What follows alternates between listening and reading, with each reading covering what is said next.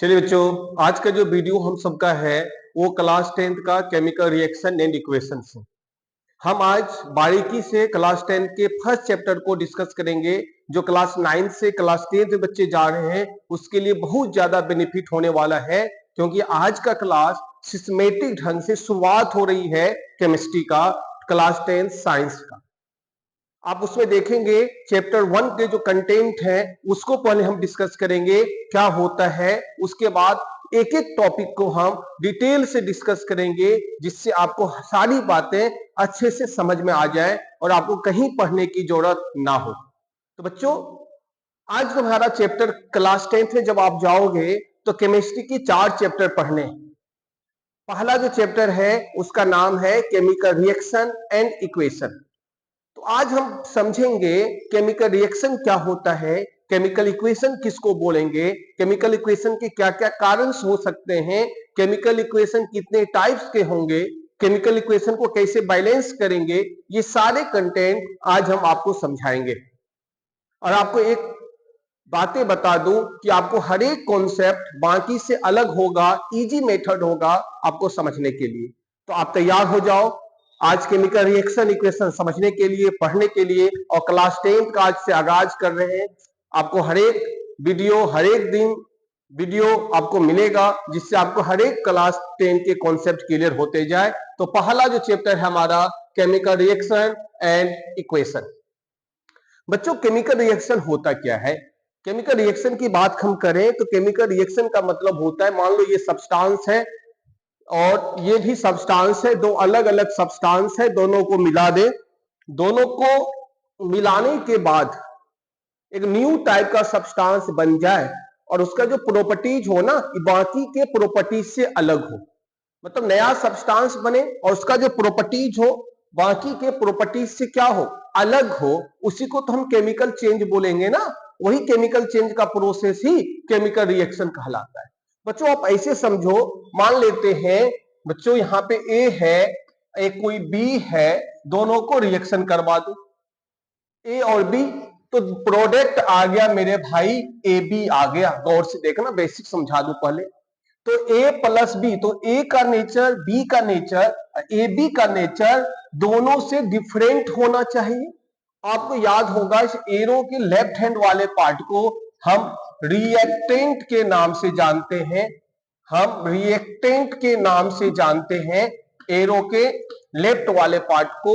और एरो के जो राइट वाले पार्ट होते हैं उसको हम प्रोडक्ट के नाम से जानते हैं। एकदम जीरो से स्टार्ट कर रहा हूं। तो केमिकल रिएक्शन होने के लिए ये जो एरो दिखाई दे रहा है, आज हम एरो के बारे में बता दें। एरो इंडिकेट करता है केमिकल रिएक्शन हुआ है, केमिकल रिएक्शन हुआ है। यदि ये एरो नहीं है इसका मतलब आप समझो क्लास 10th में केमिकल रिएक्शन नहीं हुआ है। एक एरो ऐसा होता है, इसको बोलते हैं इरिवर्सिबल। इस एरो का मतलब क्या होता है बच्चों? इरिवर्सिबल। इरिवर्सिबल का मतलब रिएक्टेंट से प्रोडक्ट बनेगा लेकिन प्रोडक्ट से रिएक्टेंट नहीं बनेगा। आज हम बेसिक से समझा रहा हूं। एक आपके बुक में कभी कभी इस टाइप का एरो मिल जाएगा, इसको बोलते हैं रिवर्सिबल। जैसे यहां पे देखो बच्चों, आइस से वाटर जाता है और वाटर से आइस आ रहा है, आइस से वाटर जा रहा है, इसको बोलते हैं रिवर्सिबल। तो आज एरो का कॉन्सेप्ट जीरो से हाई तक। तो ये एरो यदि कहीं पे हो, जहां पे ये एरो दिखाई देते, वो केमिकल रिएक्शन को इंडिकेट करेगा और ये एरो का मतलब होगा इरिवर्सिबल। ये एरो दिखाई दे दे, ये आइस से वाटर बन रहा है, वाटर से आइस बन रहा है, तो रिएक्टेंट से प्रोडक्ट बना, प्रोडक्ट से रिएक्टेंट बना, तो ये एरो जो होगा वो रिवर्सिबल कहलाएगा। ये एरो रिवर्सिबल के नाम से जाना जाएगा। एक एरो आपके बुक में इस टाइप का मिलेगा देखने को, आगे देखेंगे एरो ऊपर जैसा, इसको बोलते हैं evolution of gas. Evolution of gas, इस एरो का नाम क्या होता है? Evolution of gas. बोलोगे सर इवोल्यूशन क्या होता है? जैसे बच्चों ऑक्सीजन रिएक्शन में तो रहेगा लेकिन इसके बगल में ऐसा एरो रहेगा, मतलब ये उड़ के ऊपर चल जाता है एयर में। CO2 ऊपर चल जाता उड़ के। जहां ऐसा एरो दिखाई दे तो समझ जाना इसका इवोल्यूट हुआ है और ये एयर में जाके मिल गया है। ये रिएक्शन में तो है लेकिन रिएक्शन में पार्टिसिपेट नहीं कर रहा है, वो एयर में चला जाता है। जहां ऐसा एरो दिखाई दे दे उसको हम इवोल्यूशन ऑफ गैस बोलेंगे। जहां पर ऐसा एयर दिखाई दे दे उसको हम रिवर्सिबल बोलेंगे। जहां पर ऐसा एरो दिखाई दे दे उसको हम इरिवर्सिबल बोलेंगे। बच्चों क्लास 10 का चैप्टर स्टार्ट होने से पहले कुछ बेसिक जानकारी चाहिए हमें। बहुत सारे बच्चों को यही मालूम नहीं होता एरो क्या है। केमिकल रिएक्शन एरो का खेल है। तो आज के क्लास में चुटकी बजाओगे आपका एरो का कॉन्सेप्ट क्लियर होगा। यकीन मानो बाकी से अलग कॉन्सेप्ट होगा आपका। पहला हो गया इरिवर्सिबल, दूसरा हो गया रिवर्सिबल, तीसरा एरो हो गया इवोल्यूशन ऑफ गैस। कभी कभी एरो है डाउनवर्ड ऐसे हो जाएगा, इसको बोलते हैं पीपीटी, मतलब प्रीसिपिटेट। क्या बोलते हैं इसको? प्रीसिपिटेट, मतलब ये नीचे जाके इनसोल्यूबल सब्सटेंस होता है। इनसोल्यूबल सब्सटेंस होता है। इनसोल्यूबल सब्सटेंस होता है। इनसोल्यूबल का मतलब क्या होगा? नीचे जाके बैठ जाएगा। नीचे जाके क्या होगा? बैठ जाएगा। जैसे अब मिट्टी मिलाते हो ना पानी में, पानी में मिट्टी मिला दिया, कुछ पार्ट मिलेगा, कुछ पार्ट नीचे जाके बैठ जाएगा। जो नीचे जाके सेटल डाउन हो जाता है ना, उसी को हम पीपीटी बोलते हैं। तो वो एरो नीचे डाउनवर्ड नीचे जाके बैठ जाएगा। ये चार एरो आपको याद होनी चाहिए। फर्स्ट एरो सीधा इरिवर्सिबल, दूसरा इधर से उधर जा रहा है, उधर से इधर जा रहा है, इसको रिवर्सिबल, इसको बोलेंगे ऊपर वाला इवोल्यूशन, और इसको बोलेंगे पीपीटी मतलब प्रिसिपिटेशन। आगे भी इसको डिस्कस करेंगे। ये बेसिक चीज था आपको समझने के लिए। तो आज हमने क्या सीखा? अभी हमने सीखा एरो का जो लेफ्ट हैंड वाला पार्ट होगा उसको रिएक्टेंट बोलेंगे, एरो के जो राइट हैंड वाले पार्ट होंगे प्रोडक्ट। पहला कॉन्सेप्ट क्लियर। दूसरा, इस एरो का नाम होगा इरिवर्सिबल। क्या नाम होगा? इरिवर्सिबल। याद करवा दूंगा क्लास में। ये जो एरो होगा वो क्या होगा? रिवर्सिबल। ये एरो जो क्या होगा? रिवर्सिबल होगा। और ये ऊपर वाला जो एरो होगा उसको हम इवोल्यूशन ऑफ गैस के नाम से जानेंगे। ऊपर इवोल्यूट होगा, नीचे जो एरो होगा उसको हम पीपीटी बोलेंगे, प्रिसिपिटेट बोलेंगे। जो नीचे सेटल डाउन हो जाता है वो उस कंडीशन में होता है जब आपका पूरा का पूरा सोल्यूबल ना हो, पूरा पूरा घुले ना, नीचे जाकर कुछ बैठ जाए। तो आज आपका सामने 1 2 3 4 5 कॉन्सेप्ट क्लियर हुआ अभी की क्लास में। पहला, रिएक्टेंट के लेफ्ट हैंड साइड को एलएसएच, इसको बोलेंगे एलएचएस। लेफ्ट हैंड साइड को हम रिएक्टेंट बोलते हैं, राइट हैंड साइड को हम क्या बोलते हैं? प्रोडक्ट बोलते हैं। Clear concept. ये एरो इरिवर्सिबल, ये एरो रिवर्सिबल, ये एरो इवोल्यूशन ऑफ गैस, ये एरो पीपीटी मतलब प्रिसिपिटेशन। बच्चों आपको आज बेसिक समझा रहा हूं। क्लियर? यहां तक समझ में आपको आ गया होगा तो आगे भी आपको 100% समझ में आएगी। हम इसको थोड़ा हटा देते हैं।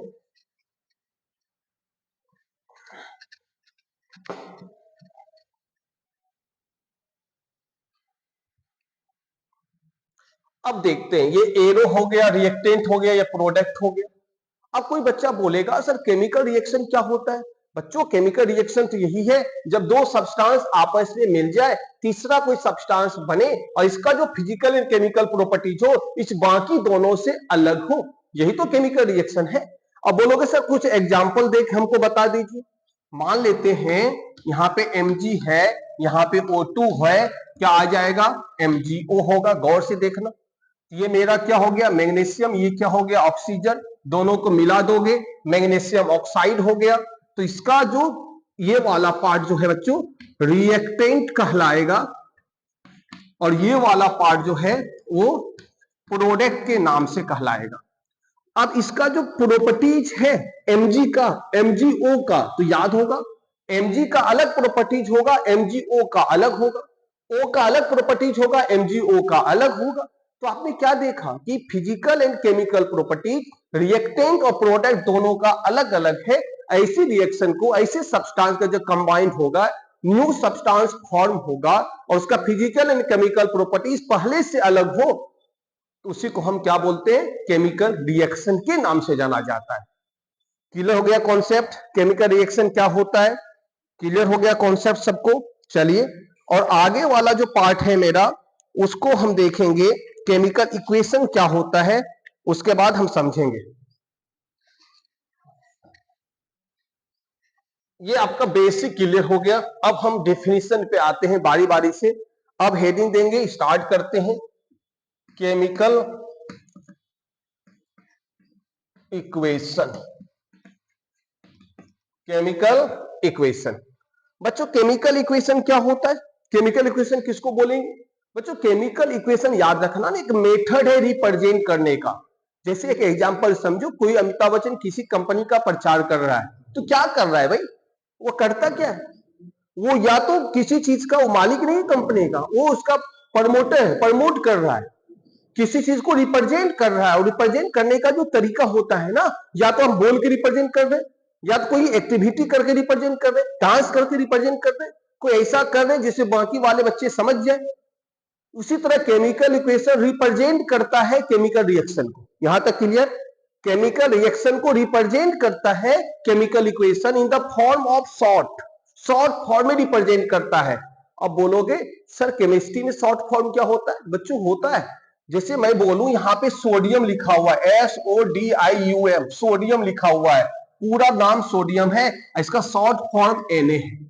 ध्यान देना, ऑक्सीजन लिखूं मैं, ऑक्सीजन लिखा हुआ है, इसका शॉर्ट फॉर्म O होता है। जैसे यहां पे लिखे मैं calcium, calcium plus oxygen react कर रहा है और कैल्शियम ऑक्साइड बना रहा है। गौर से देखना, ये पूरा नाम है कैल्शियम, इसका शॉर्ट फॉर्म हो गया Ca, ऑक्सीजन का शॉर्ट फॉर्म हो गया O2 और कैल्शियम ऑक्साइड का शॉर्ट फॉर्म हो गया CaO। तो गौर से देखोगे बच्चों, ये हमारा केमिकल रिएक्शन का वर्ड इक्वेशन है, वर्ड में लिखा हुआ है, इसी को शॉर्ट फॉर्म में रिप्रेजेंट जो कर दे वही केमिकल इक्वेशन कहलाता है। बच्चों क्लियर कॉन्सेप्ट? केमिकल इक्वेशन क्या होगा? केमिकल इक्वेशन होता है किसी को शॉर्ट फॉर्म। अब बताओ किसी एलिमेंट को शॉर्ट फॉर्म में कैसे करोगे? एलिमेंट को शॉर्ट फॉर्म उसको सिंबल से, किसी कंपाउंड को शॉर्ट फॉर्म में कैसे लिखोगे? उसके मोलिकुलर फॉर्मूला से लिखोगे। जैसे कैल्शियम का शॉर्ट फॉर्म Ca होता है, ऑक्सीजन का शॉर्ट फॉर्म O2 होता है और कैल्शियम ऑक्साइड का short form calcium oxide CaO होता है। तो ऐसे रिएक्शन को हम क्या बोलेंगे? केमिकल इक्वेशन बोलेंगे। तो बोलोगे सर केमिकल इक्वेशन तो समझ में आ गया। बच्चों समझ जाना, याद क्लास में करवाओगे, मेरी जिम्मेवारी। केमिकल इक्वेशन क्या हो गया? केमिकल इक्वेशन का मतलब होता है कि किसी भी चीज को रिप्रेजेंट करने का, जो केमिकल रिएक्शन को रिप्रेजेंट करेंगे हेल्प ऑफ सिंबल, उसके सिंबल से, उसके मोलिकुलर फॉर्मूला से हेल्प लेते हैं और उसको रिप्रेजेंट कर देते हैं, वही रिप्रेजेंटेशन ही केमिकल इक्वेशन का नाम से जाना जाता है। तो समझ में आया हमने क्या बोला? सोडियम को शॉर्ट फॉर्म, मान लो यहां पे कार्बोनेट आ जाए, कार्बोनेट आ जाए, तो बोलो सर CO3 होता है, तो ये इसका मोलिकुलर फॉर्मूला CO3 हो गया। यदि एलिमेंट है तो सिंबल, यदि कोई कंपाउंड है उसका मोलिकुलर फॉर्मूला ही उसका रिप्रेजेंटेशन होगा। तो कंसेप्ट क्लियर? केमिकल रिएक्शन को रिप्रेजेंट करता है with the help of symbol, molecular formula, this is known as chemical equation. बच्चों केमिकल इक्वेशन, अब कोई बोलेगा सर केमिकल रिएक्शन और केमिकल इक्वेशन क्या होता है? बहुत बच्चों को, क्योंकि चैप्टर का नाम है मेरे भाई, चैप्टर का नाम आज सिर्फ समझाऊंगा। चैप्टर का नाम यदि याद होगा ना, आपको कहानी समझ में आएगी। जैसे मैं बोलूं दिलवाले दुल्हनिया ले जाएंगे, फिल्म का नाम, यदि फिल्म का नाम है तो बच्चा समझ जाता है कोई ऐसा हुआ होगा, प्यार वार वाली घटना लेकर उड़ गया होगा। तो चैप्टर का नाम यदि समझ में आपको आ जाए, केमिकल रिएक्शन क्या होता है, केमिकल इक्वेशन क्या होते हैं, तो अंदर की क्वांटिटी, अंदर का जो कंटेंट है वो समझना आपके लिए आसान होगा। आज इंट्रोडक्शन क्लास है, केमिकल रिएक्शन एंड इक्वेशन का इंट्रोडक्शन। यहां तक क्लियर हो गया होगा केमिकल इक्वेशन क्या होता है, केमिकल इक्वेशन किसको बोलेंगे, केमिकल रिएक्शन क्या होता है। तो लॉन्ग फॉर्म होता है केमिकल रिएक्शन, ऐसे समझो, उसको शॉर्ट फॉर्म में रिप्रेजेंट कर देंगे, वो केमिकल इक्वेशन कहलाता है। बच्चों केमिकल इक्वेशन दो तरह का होता है, बाइलेंस और अनबाइलेंस होता है। केमिकल रिएक्शन 5 तरह का होता है, combination reaction, displacement reaction, decomposition reaction, double decomposition reaction, redox reaction, precipitation, 5-6 तरह का हो जाता है। पूरे कंटेंट समझेंगे, उसके बाद हम समझेंगे कोरिजन और एसिडिटी। बच्चों आज का जो क्लास है इस परिप्रेक्ष्य में है कि आपको चैप्टर 1 में कुछ वैलेंसी होती है वो याद होनी चाहिए। किसी बच्चे का सिंबॉलिक नोटेशन बच्चे को याद नहीं होता है, वो याद होनी चाहिए। तो आज हम कुछ एलिमेंट का सिंबल लिख देता हूं 20 तक, कम से कम 30 तक। उसके बाद आपको याद रहे, कुछ वैलेंसी आपकी याद होनी चाहिए, बच्चे को मोलिकुलर फॉर्मूला लिखने आना चाहिए। तभी जाके चैप्टर 1 आपको 100% समझ में आएगा। तो आपको याद रखेंगे, जैसे H होता है हाइड्रोजन, He होता है helium, lithium, beryllium, boron, carbon, nitrogen, oxygen, fluorine, neon, sodium, magnesium, aluminium, silicon, phosphorus, sulphur, chlorine, argon, potassium, calcium. ये पूरा नाम होता है आपका, ये आपको याद होनी चाहिए। इसका एटॉमिक नंबर 1 होता है, 2, 3, 4, 5, 6, 7, 8, 9, 10, 11, 12, 13, 14, 15, 16, 17, 18, 19, 20।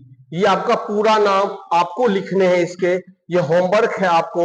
ये पूरा नाम मैं बोल देता हूं, आप लिख के रखोगे सबका। H मतलब hydrogen, helium, lithium, beryllium, boron, carbon, nitrogen, oxygen, fluorine, neon, sodium, magnesium, aluminium, silicon, phosphorus, sulphur, chlorine, argon, potassium, calcium. याद तो हमें 30 तक करना है, पहले 20 तक याद करो आप। अब बोलो सर ये क्यों याद करवा रहे हैं? बच्चों इंट्रोडक्शन चल रहा है, आप सोचो ना केमिकल इक्वेशन क्या होता है। किसी का सिंबल, मान लो एल्युमिनियम लिखा हुआ है पूरा, एल्युमिनियम के बच्चे को सिंबल ही याद नहीं है, Al होता है, तो कहां से मैं समझा सकूंगा? तो मैंने क्या बोला, याद करवा दूंगा, कॉन्सेप्ट क्लियर होगा। जो हमें जरूरत है वो हम पढ़ेंगे, बाकी तुम क्या जानते हो हमें मालूम नहीं। हमने जो पढ़ाया वो याद होगा, तो एक भी क्वेश्चन भी छूट गया मैं पढ़ाना छोड़ दूंगा। इतनी कॉन्फिडेंस है, 5 साल का रिकॉर्ड है, एक भी क्वेश्चन बोर्ड का इधर उधर नहीं गया है। तो बच्चों आपको पढ़ने, तो ये कंडीशंस हो गए, आपको याद होनी चाहिए। जैसे एल्युमिनियम लिखा है उसके बदले Al लिखेंगे, मैग्नीशियम बदले Mg लिखेंगे, सोडियम बदले Na लिखेंगे, sulphur, chlorine, argon, potassium, calcium. तो बोलोगे सर आप ही लिख दो, मैं ही लिख सकता हूं, लेकिन कुछ तुम भी काम करो। तुम्हारा भी कुछ मेहनत होगा, कुछ मेरा मेहनत होगा, दोनों मेहनत होगा ना, मजा आएगा। इसलिए बच्चों ये आपको याद हो गया। कल का जो नेक्स्ट पार्ट जो मेरा आएगा ये आपको याद रखना है, कोशिश करेंगे 30 तक आप लिख दे। कैल्शियम हो गया, स्केडियम, टाइटेनियम, 21 में स्केडियम, 22 में टाइटेनियम, 23 में बेनाडियम, 24 में क्रोमियम, 25 में मैंगनीज, 26 में आयरन। ये सब ऐसे लिखेंगे आप, बाकी 30 तक लिख लोगे। ये आपको नाम याद होनी चाहिए, सिंबल क्या होता है। आयरन बोलेंगे Fe, जिंक बोलेंगे Zn, ये आपको याद होनी चाहिए बच्चों, सिंबल उसका याद होनी चाहिए। कल मैं नेक्स्ट पार्ट में मोलिकुलर फॉर्मूला लिखवाने सिखाऊंगा, फिर जाके मैं चैप्टर स्टार्ट करूंगा। तब तक आप ये होमवर्क पूरा कंप्लीट करें, स्वस्थ रहें, मस्त रहें और आपका विश्वास बना रहे। और अब मैं वादा करता हूं हर एक कंटेंट आपको समझ में आएगी। तब तक आप स्वस्थ होकर पढ़ते रहें। जय हिंद।